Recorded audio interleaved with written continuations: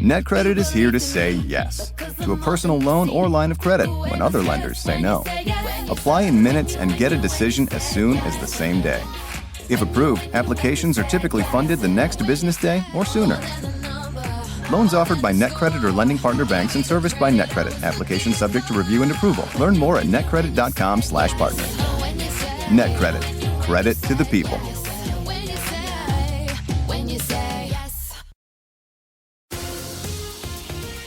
Eddie Murphy is back as Axel Foley in Beverly Hills Cop, Axel F.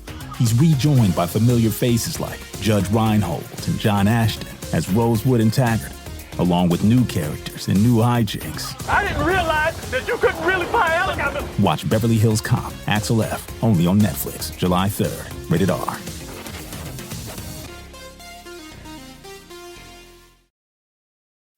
You can support this podcast at patreon.com/partnersincrimemedia. That was too high.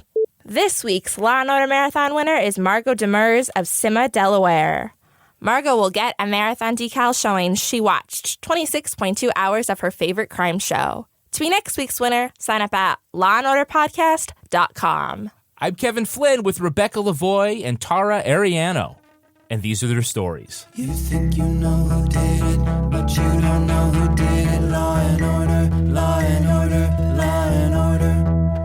It's no ordinary police procedural, baby. It's the FNOG of police procedures, baby. Law and order, law and order, law and order, law and order. These are their stories, these are their stories.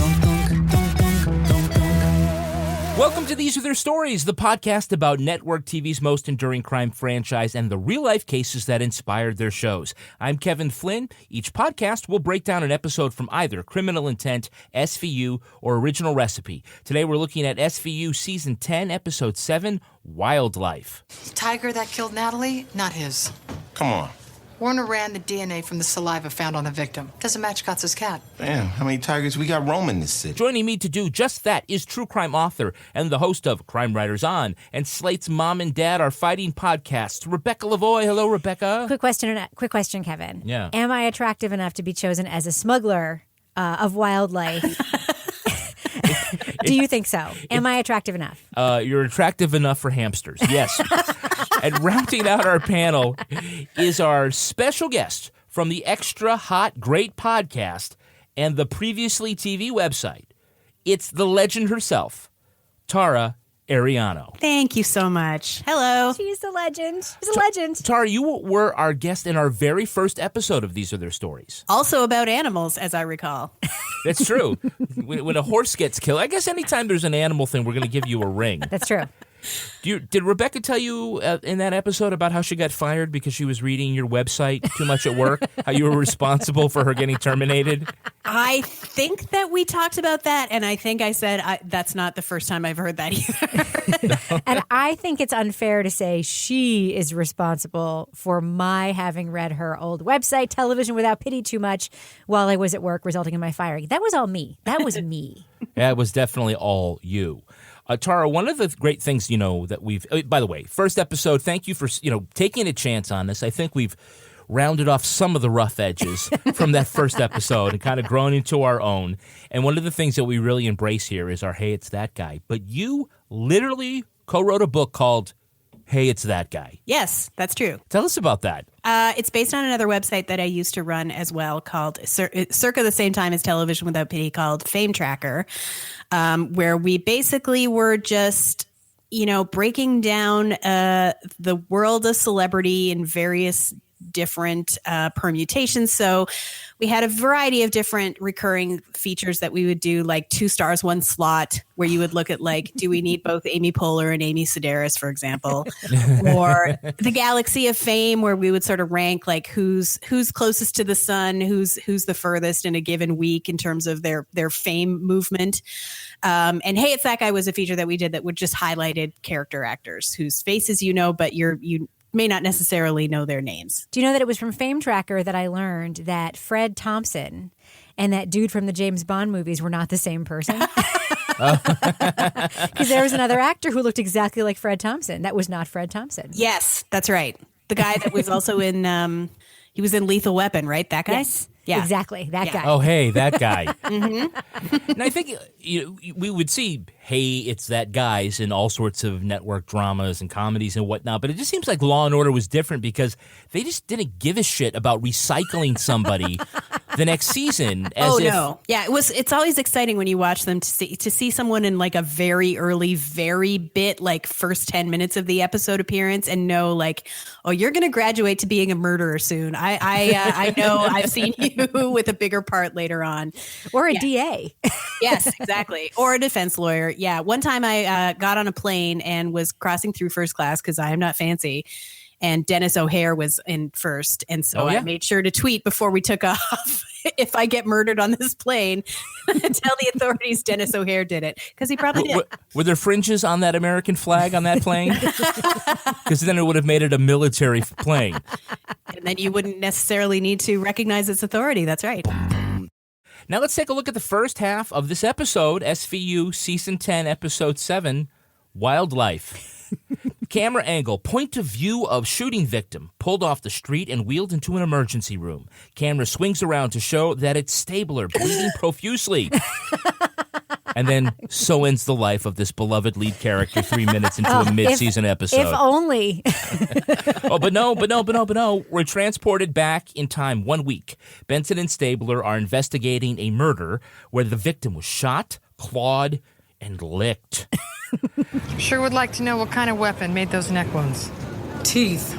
The blood smear from the victim's neck and genital wounds shows aerobic gram-negative bacilli, a bacteria commonly found in dog bites. A stray must have gotten to her. Shot, stabbed, and now a chew toy. Elliot and Finn learn that she's Natalie Blear's a wannabe model. At her flop house, they discover her burner phone with all her calls coming from just one number.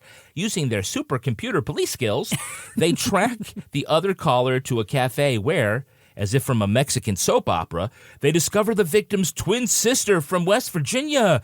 No es posible. Sí, es posible.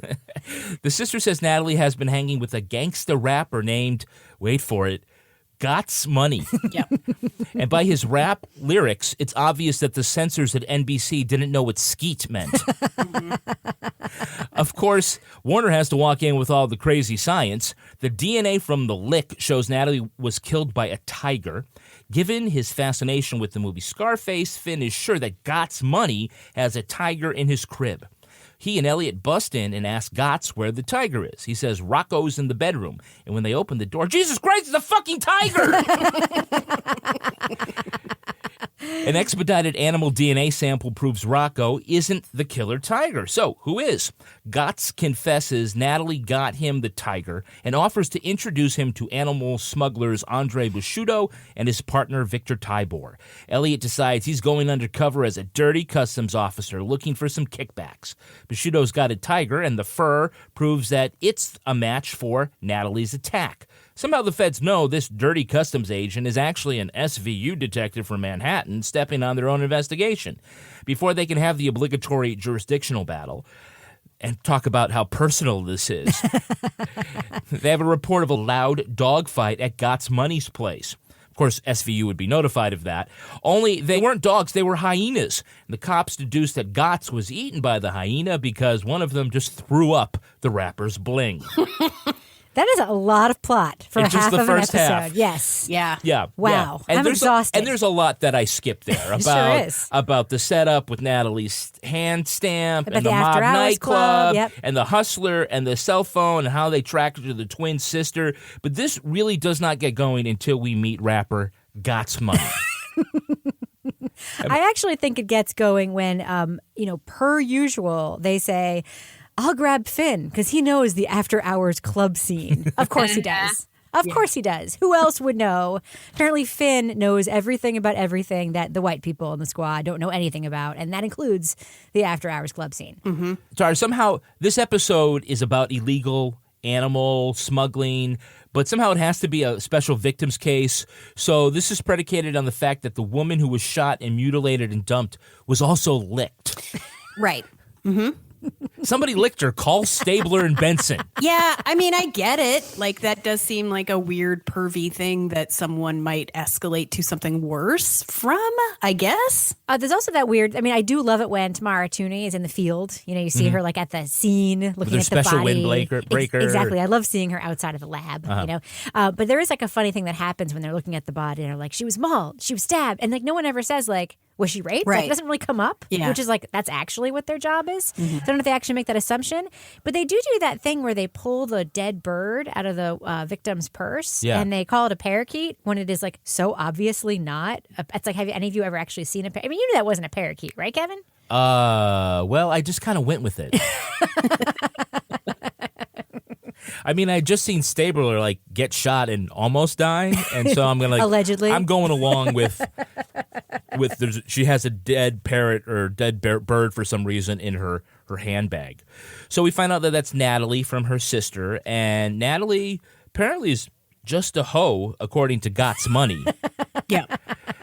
In fact, he has I think it's a pretty good line. He says that I ain't killed nobody, and I ain't got no knife. And besides that girl done seen more nuts than a can of planters. So that's right. She's seen more nuts than a can of planters. Uh-huh. Now, if you're in the marketing department for planters, you got to be happy with that product placement, right?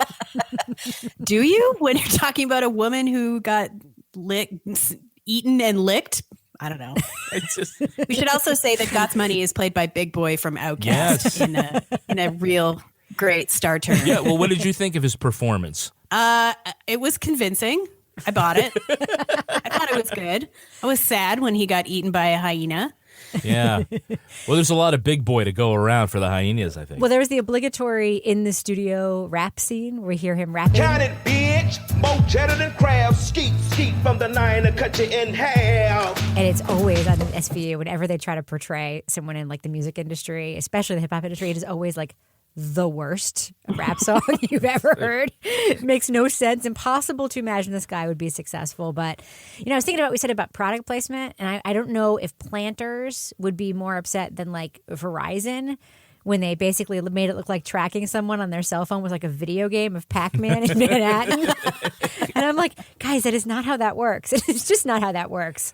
Tara, she's talking about the scene where on the giant screen TV, they have a grid, and all of a sudden a little dot like Pac-Man is flying up 3 blocks.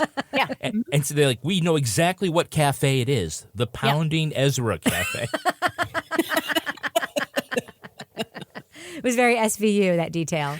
Yeah. Yes. They always have like super advanced technology in that squad room that just seems like, I don't know, ill-placed for sex crimes.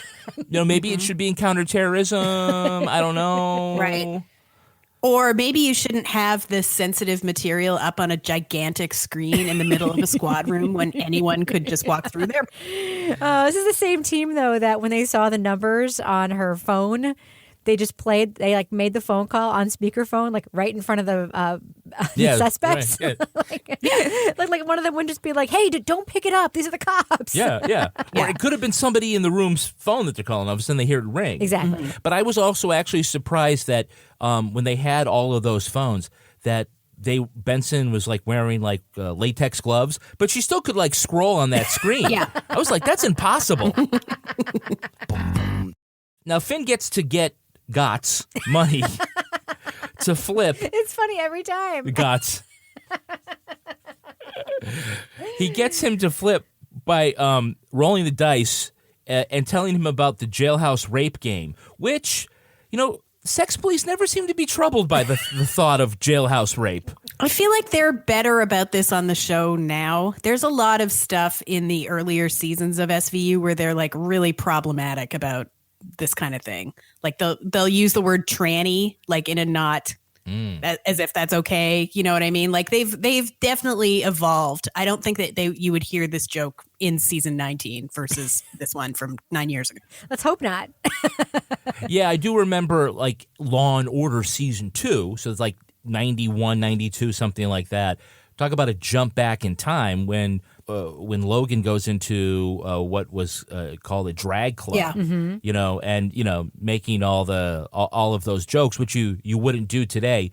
That is one thing about SVU, which is great, is that you can sort of track this social progression about understanding about victims and other personalities and cultures, including women who have seen more nuts than a can of Planters, I guess. Yep. It's her sexual agency is her business. It is. It's her body. It's her turtle eggs. She can do what she wants with them. No, the cops go there to look for a tiger. You mean at the, wait a minute. Yeah. You know the little screen thing where it shows up on the screen where they are and it goes like bunk bunk? Residence of Gott's money. It's on the screen. Now, instead of Gott's crib is what it should be. Residence of Mr. Gott's money. Oh, so funny. It's funny every time. Every time they said Gott's money, I'm like, what white person in the writer's room came up with this hilarious rapper name?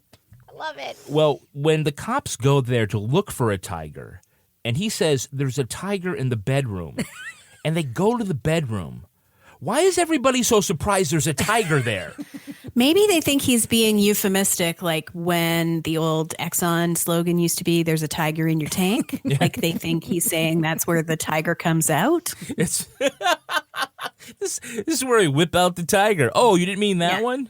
This is one of those scenes where, like, if you're watching this on your, on-demand service and you have the ability to watch it in slow motion, that windmill arms thing that Elliot does when the tiger jumps up. It's like the funniest thing I've ever seen. It's like, Son of a bitch. Well, I want to give a shout out at this point, since you brought it up, to a story that just went up this week on Pacific Standard Magazine. So that's psmag.com. It's an oral history of this episode. And there are many GIFs in it. And one of them is Elliot opening the door and reacting to the tiger. There are so many classic GIFs that come out of this show, right. and most of them are from the second half, which is, again, just cuckoo bananas. But one of the reasons why this one is so great. We do have some actors that we have to notice. First, we have a Hey, It's That Girl. Hey, it's that girl. And Tara, can you give us the name of the actress who played the twin sisters? Yeah, that's Caitlin Fitzgerald. She's probably best known to viewers of Masters of Sex. She played the wife and then ex-wife of Bill Masters, the Michael Sheen character. Yeah, Libby. Gotts did it. I know he killed my sister. He said if she wasn't a nice pussy, he'd let the cat out of the bag. My sister was all I had. Yes, Libby, but she's also going to be in season 3 of Unreal this year as the Bachelor. The dramatization of The Bachelor that's on Lifetime. She will be the show's first suitress, which is their term for bachelorette. So she'll be the star of that in season 3. She's a great actress. Yeah. She's even good. Like the scar they have on the actress does not hold up to HD TV at all. Like you can just, it looks like it's just sitting on her face. It's hilarious. But despite that crappy makeup, like she acts the hell out of her like police squad scene, like way above the material that she's given here. And she was fantastic on Masters of Sex. She did better than Big Boy, is that what you're saying? Gotts. Gotts. She gots to do better than Gotts. All right, I should know better than try to stump the master, the author of Hey, It's That Guy. But we do have a Hey, It's That Guy. Hey, it's that guy. And so, Tara, can you name the actor? Why are you bringing it to Tara? I actually know this one. Because she's the guest, and I want her to show off her superpowers. Okay. The actor who plays evil sidekick Victor Tabor. Oh, that's Reg E. Cathy or Kathy. He, I can't remember the name of that. He was on a drama a couple of years ago, but he was in House of Cards. He was the guy who owned the rib place that Freddie, Kevin Spacey's guy, always went to. Yeah, Freddie. Yeah. He's also on The Wire. Yeah, he was Tommy Carcetti's campaign manager on The Wire. Mm-hmm. Yeah. This watch has a GPS tracking device. Take it off, you're dead. Only make calls with this phone. Yeah, he's wonderful. I love him. And totally recognizable. Like somebody that as soon as you see him on the screen, you're going to be like, okay, this material might be better than it should be, than it has any right to be. So let's talk about that giant warehouse filled with screaming animals, shall we? Can't wait.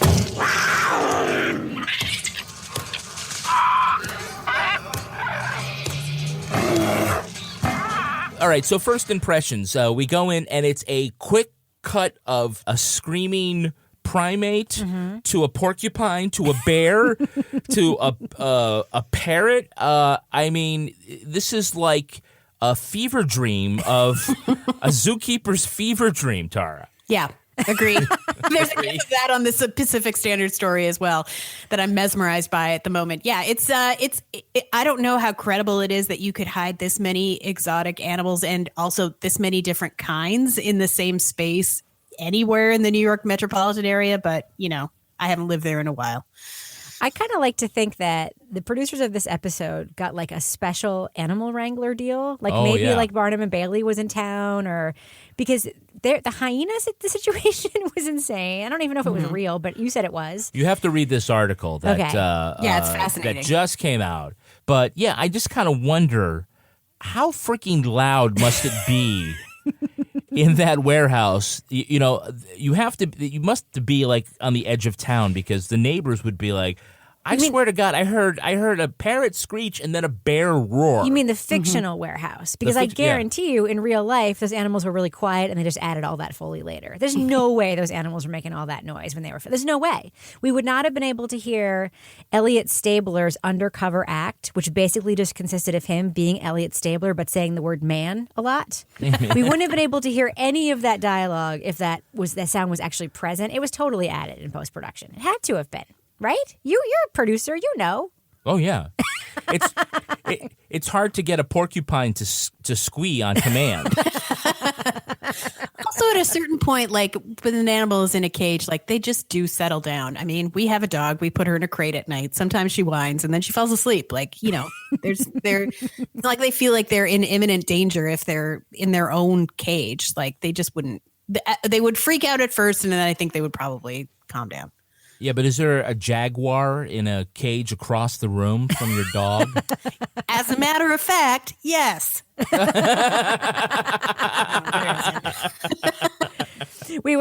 was at the National Zoo with my son this past weekend, and there is this one set of enclosures where there's a cheetah enclosure right next to the zebra enclosure, and I'm like, that just doesn't seem nice. Yeah, that's mean. That's rude. So, did anybody learn anything about the digestive system of hyenas? Yeah, I didn't know that they would just swallow a large metal piece of, as they call it, bling like that, and then worry about just barfing it up later, which is apparently what happens. But that, going by this article that we keep referencing, apparently that is true. Dan Florek, who plays Cragen, says that a hyena will eat a tin can. So yeah, so basically the metal necklace to a hyena is as a chunk of grass or leaves is to one of our dogs. They will come inside and puke it up immediately, completely intact in the middle of the living room floor. Yeah, a cat hairball, just. Yep, a sock. Yes. Sure. And it's perfect. Other than being covered in vomit, the bling is completely undamaged. Totally. Yeah, you can put it on and walk out with it.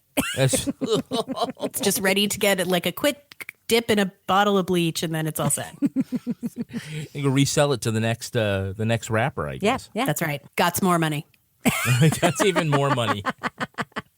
Mm-hmm. Can I just point out one thing about the whole warehouse scene that I just loved? Yeah. So the evil guy, like the Russian/Italian guy, Bushido. With the Japanese sounding name, he was talking to Stabler about the thing that he wanted to import. Right? Was that in the second half? Okay, never mind. Okay. All right. Before we move on, is there any points anybody wants to make about the first half? Nope. Do you have any good observations? Okay. And we totally dropped the whole animal control cop character, and she was awesome, and there's just no reason to talk about her. Like in another episode, she'd be a standout. Yeah. NetCredit is here to say yes, because you're more than a credit score. Apply in minutes and get a decision as soon as the same day. Loans offered by NetCredit or lending partner banks and serviced by NetCredit. Application subject to review and approval. Learn more at netcredit.com/partners. NetCredit. Credit to the people. Eddie Murphy is back as Axel Foley in Beverly Hills Cop, Axel F. He's rejoined by familiar faces like Judge Reinhold and John Ashton as Rosewood and Taggart, along with new characters and new hijinks. I didn't realize that you couldn't really fly helicopters. Watch Beverly Hills Cop, Axel F. only on Netflix, July 3rd. Rated R.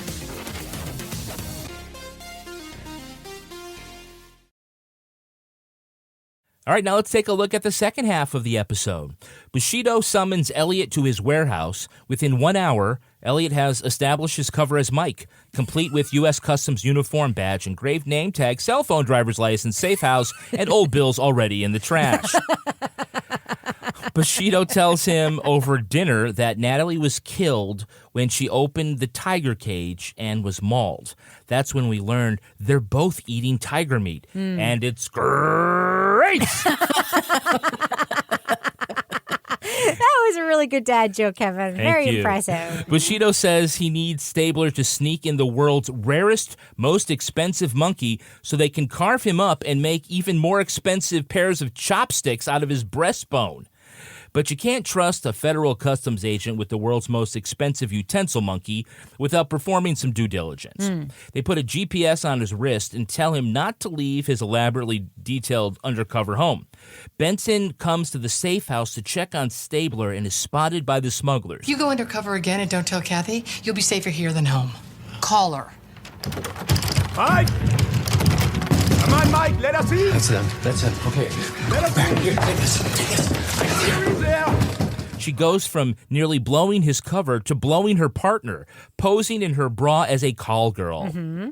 Bushido brings Stabler to a secluded neighborhood where he shoots him twice.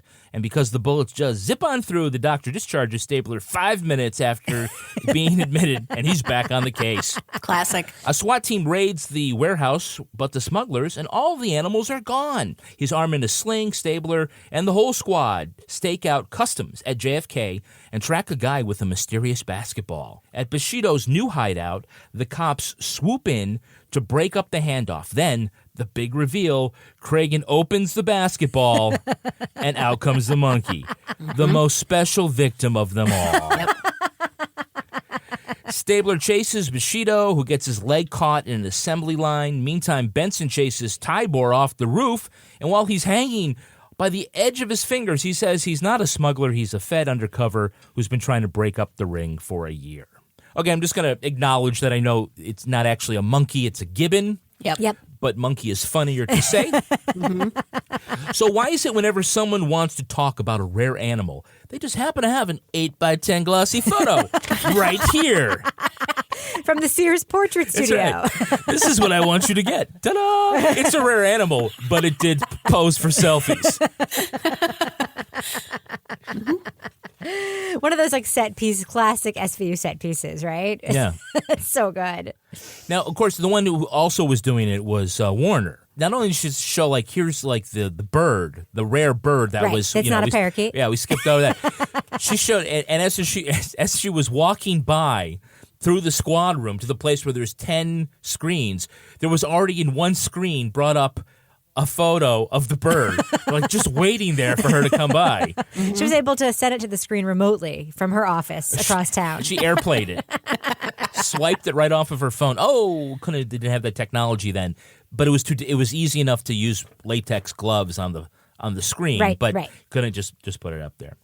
Okay, Tara, can you please explain to me why does a sex crime detective need access to such an elaborate safe house? Well, this isn't the only time he goes undercover, right? Doesn't he go undercover another time to infiltrate a sex addicts group? He Yes, does. he does. He does. And Benson goes undercover with some kind of environmental thing and in prison and stuff. I mean, obviously she doesn't need a safe house when she's pretending to be a prisoner, but... No, in that episode, she actually did need a safe house because she was not safe in that prison. Right. She was No, not safe in that prison. She should have had a safe house, but yes, she was posing as an incarcerated person. So yeah, I mean, this does seem like a lot, and why this didn't get kicked back to Fish and Wildlife, I don't know either, but it didn't. So here we are.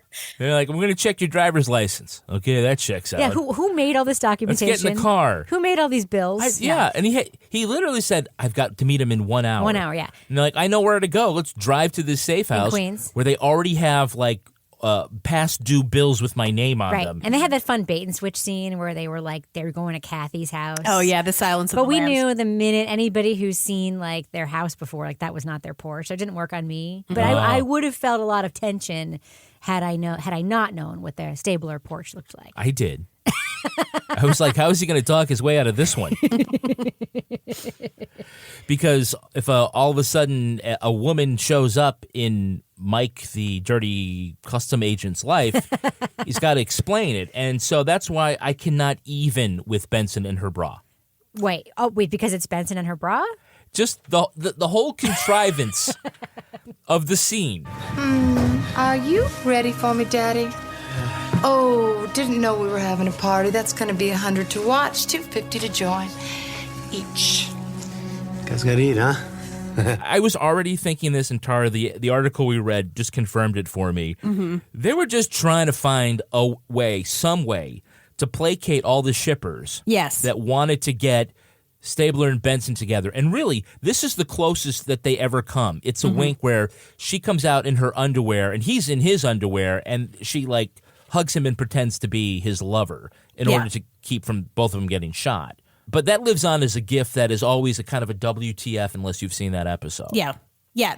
For this episode to contain both that moment and the gibbon popping out of the basketball and hugging Cragen is like, this is really, it's rich. It's rich material. It's an embarrassment of riches. It is. I mean, we haven't even, in your recap, didn't even discuss the fact that, like, Kathy, like, leaves Elliot or is about to leave Elliot in this episode.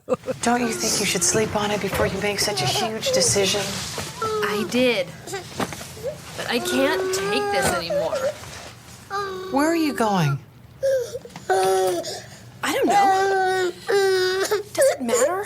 He won't call. He would if he could. You just talk about, like, the drama, and you think about, like, the promo that they probably put together for this episode, like, the week before when they showed, like, coming up on SVU. It's like Kathy saying, like, this is over, I have to leave him. And then, like, the little shot of the two of them, like, almost naked together. Like, that had to have been, like, a fake out promo opportunity, For sure. right? Yes. Oh, my God. If you asked a lot of longtime fans to pick, like, top 10 moments from SVU, the basketball might make it. But, I mean, so many people would have the Benson poses as a hooker to save Elliot's cover. Yeah. As one of the scenes. And it's just, I don't know, I think it's cute, but it's crazy. It's crazy. She also doesn't look anything like a hooker would look. Hit a bra, you mean? They found her leather jacket, but apparently not her badge and gun. Yeah. They're just careless is what they are, frankly. They think they got it all covered, but they don't. Yeah, I can't with Kathy. I'm with the fans. I mean, I didn't particularly care for if Benson and Stabler got together, but Kathy whining about, like, how can you blow? He's a cop. You knew he was a cop when you married him. Like, this is how it is. Deal with it. You guys have had 17 kids. At this point, you would have figured it out, right? Yeah. Honestly. Yeah, I never thought that she was, like, leaving him for real. I thought she was just going to go live at her mom's while he was away or whatever. But, like, Kathy. What a thankless role for that actress, too. Yeah, and actually, you know, Benson is pretty lucky that Kathy didn't go, I just packed this bag. Here, take the baby. I'm walking out.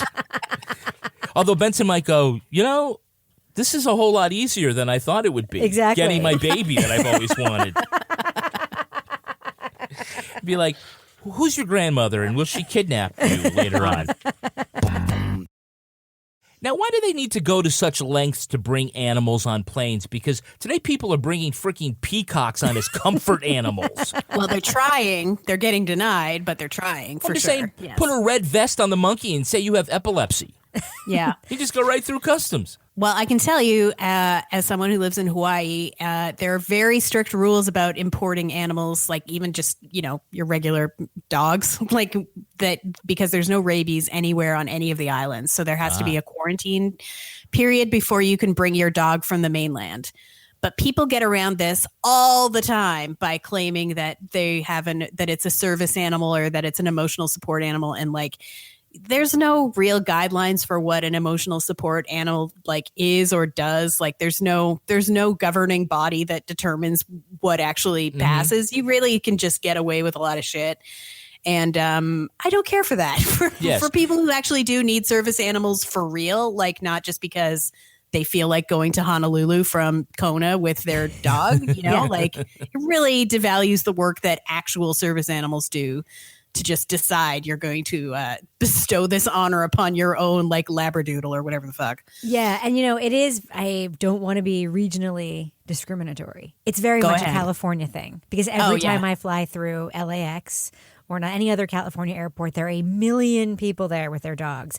And the last time I was there, I was waiting on a plane to get back from the podcast conference we went to, and I heard a woman ask another woman, how do you just have your dog here on a leash walking around the airport? And the woman with the dog said, oh, I just got my psychiatrist to write a note saying that it was my emotional support animal. Jesus. Now, I know they're not allowed to ask you what your condition is. Right. But they can ask you. Menstruation. Loneliness. What is your dog for? I have a snuggle deficiency. I have homicidal rage. Degraded sense of self. My implants hurt.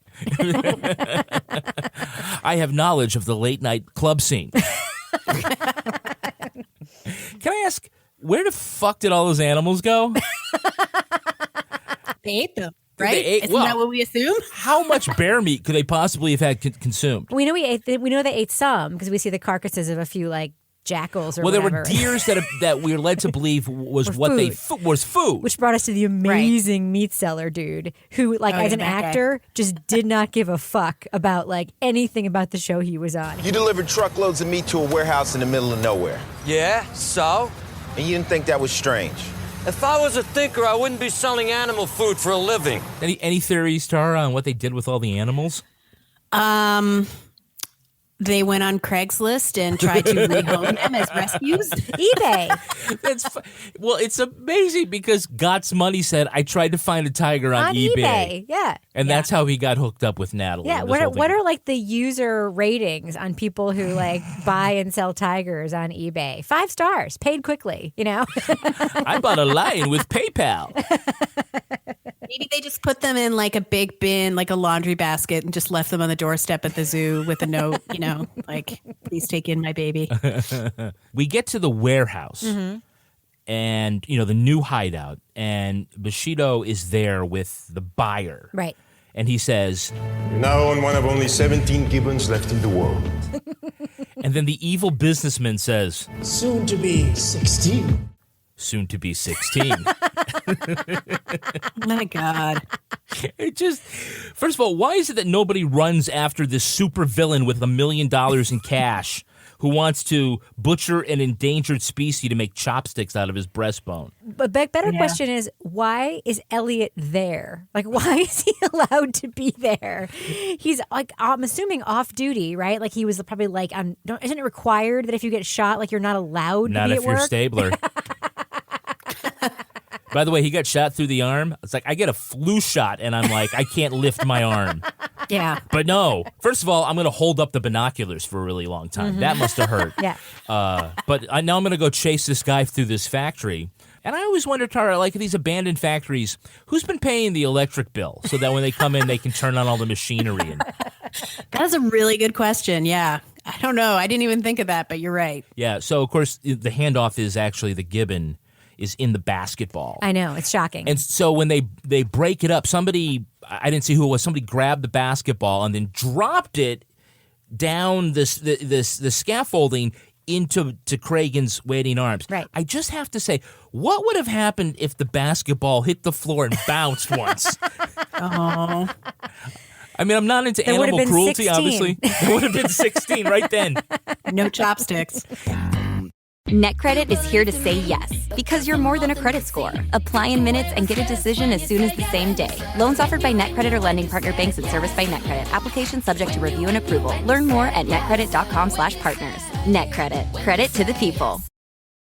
If you're on the lookout for true crime stories told from a fresh perspective with nuance, depth, and detail, I have a new show for you. Check out Murder, True Crime Stories, a Crime House original podcast. From the shocking Chandra Levy case and infamous Tylenol murders to the tragic deaths of the Clutter family, each episode focuses on a famous solved or unsolved murder case. Listen in every Tuesday as the show dives into the darkest corners of true crime, unraveling chilling narratives, examining compelling clues, and most importantly, seeking the truth. What sets Murder True Crime Stories apart is the focus on humanizing the victims, and the effect their deaths had on their families, friends, and community. We'll always leave with the knowledge of why their stories need to be heard. There's a story behind every murder, but is there an ending? New episodes of Murder True Crime Stories release every Tuesday. Just search for Murder True Crime Stories on Apple Podcasts, Spotify, or wherever you get your podcasts. Eddie Murphy is back as Axel Foley in Beverly Hills Cop, Axel F. He's rejoined by familiar faces like Judge Reinhold and John Ashton as Rosewood and Taggart, along with new characters and new hijinks. I didn't realize that you couldn't really fly helicopters. Watch Beverly Hills Cop, Axel F. only on Netflix, July 3rd. Rated R.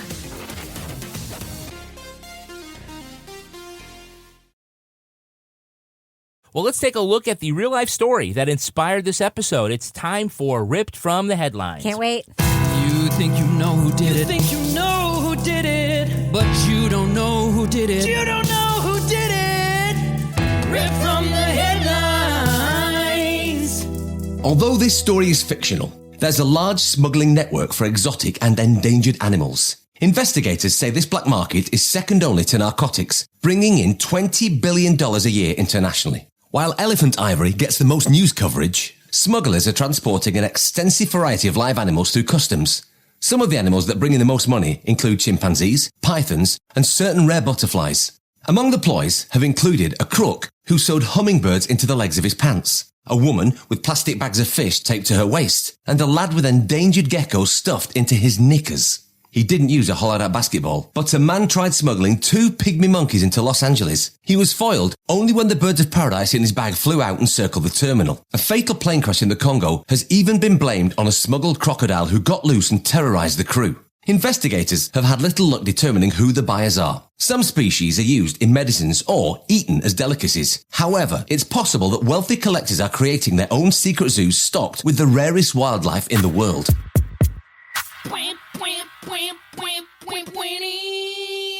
Cleveland, Ohio has a ton of random backyard big cats walking around. There was a whole documentary about it on PBS a few years ago, and they're not wealthy people. They're just people with just backyards and lions and tigers in them. It's bananas. Oh my. But there's also a market, and I will say here, I have a experience adjacent thing that happened to me when I was a teenager. I worked for a chain of pet stores, and there was a scandal where one of the bird sources for the pet store chain I worked for was actually breeding birds with smuggled African gray parrots. And it was a big deal. It's horrible. It's a horrible trade. It's cruel to the animals.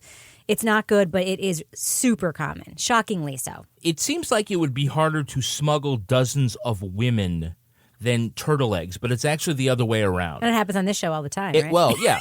It seems, through, I guess it's human trafficking or white slavery or whatever term you want to use, moving sex workers from Europe and whatnot or from Central America seems to be an easier job for smugglers than having to come up with, sewing hummingbirds into your pants. Yeah, but they say in this episode, the Fish and Wildlife agent who never comes back says the penalties for smuggling animals are less. Yeah. No, that's absolutely true. They're half as dire, so that's why some people have switched from human trafficking to animal trafficking. Right. Tara, you live in Hawaii, and you were saying, that there is wildlife on the island that just doesn't exist elsewhere. Yeah. Have you ever been tempted to, pick up a gecko or something and stuff it in your bag and make a couple of bucks? Traveling is such a pain in the ass, and now that I live here, it takes forever to get anywhere. So, I'm not looking to complicate the process further.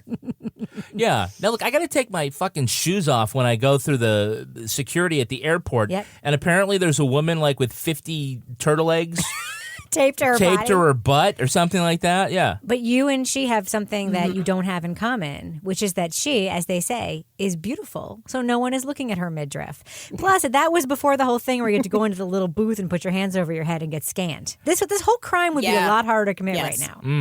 Yeah, but they're not scanning the basketballs, which is part of the problem. Well, they had that specialized basketball container. We see them open the lid, and it's clearly a specialized container.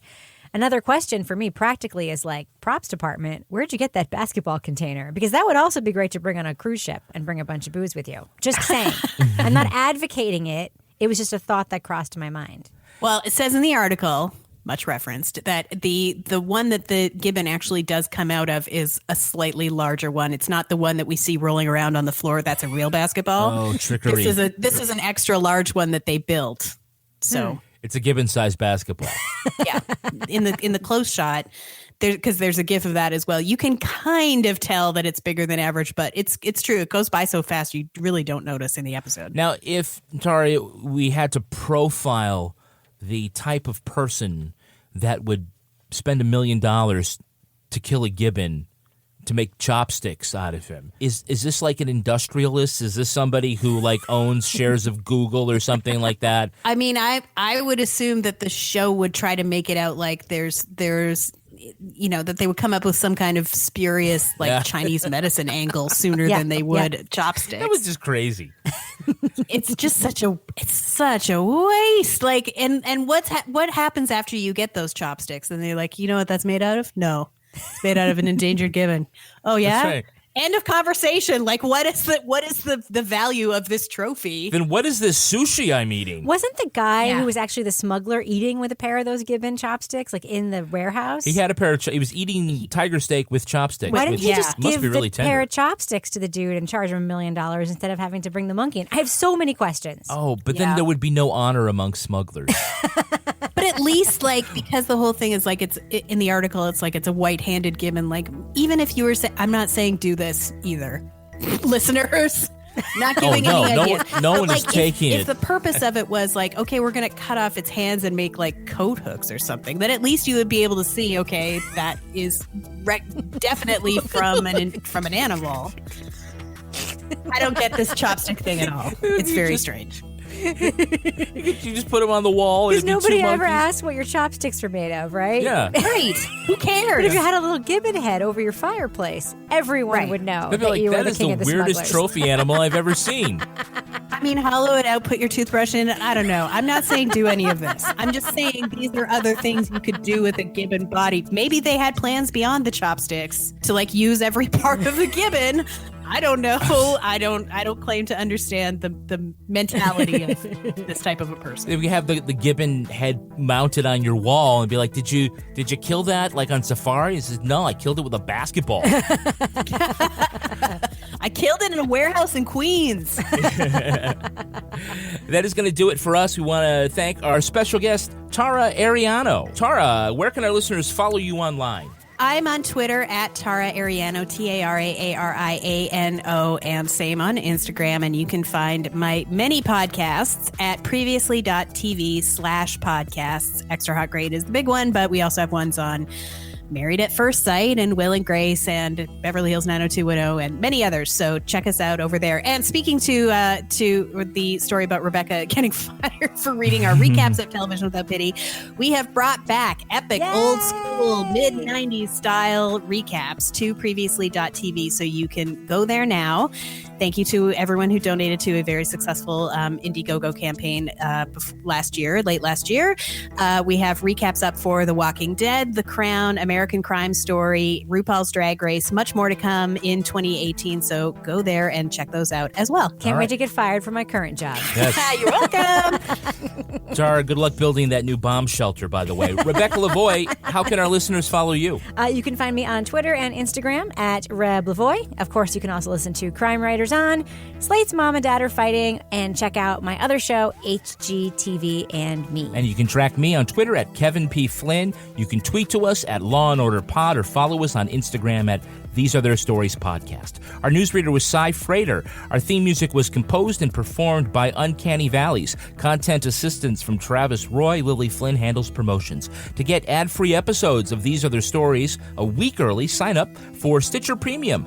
Get your first month free at stitcherpremium.com/crime. All clips in this podcast were used in compliance with the U.S. Copyrights Act Fair Use Exemption for criticism and commentary. Special thanks to the elite squad of the Law & Order Wiki community. security for preserving the evidence. If you want to know what episodes we're talking about in our upcoming shows, go to lawandorderpodcast.com. Sign up for our newsletter for a chance to be our next Law & Order Marathon winner. These Are Their Stories was recorded in the Yoga Loft above the Bodega in East St. Louis, Mississippi studio. Long story. And is a production of Partners in Crime Media.